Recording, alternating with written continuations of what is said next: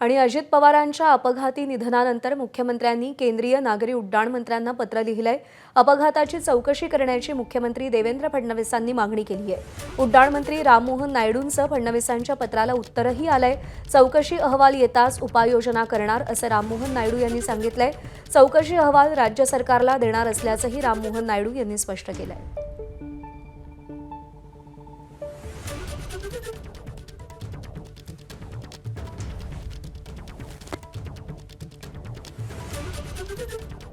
अजित पवारांच्या निधनानंतर एक जवळचा सहकारी, एक खूप घनिष्ठ मित्र गमावल्याची भावना देवेंद्र फडणवीसांनी व्यक्त केलेली होती आणि अजित पवारांचं निधन झाल्यानंतर केंद्रीय उड्डाण मंत्र्यांना पत्र लिहून देवेंद्र फडणवीसांनी या संपूर्ण प्रकरणाची सखोल चौकशी करण्याची मागणी केलेली आहे आणि त्यांच्या या पत्राला केंद्रीय नागरी उड्डाण मंत्र्यांनी उत्तर देखील दिलेलं आहे।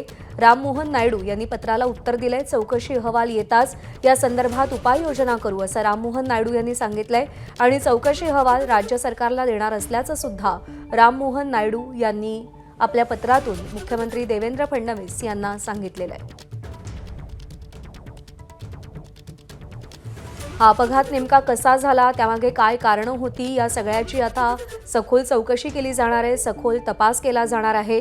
ब्लॅक बॉक्स देखील हाती लागलेला आहे, त्यामुळे अपघात होत असताना नेमकं काय घडलं हे देखील स्पष्ट होणार आहे।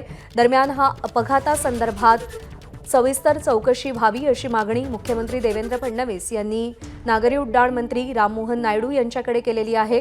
पत्र लिहिलेलं आहे आणि त्या पत्राला नागरी उड्डाण मंत्री राममोहन नायडू यांनी उत्तरही दिलंय।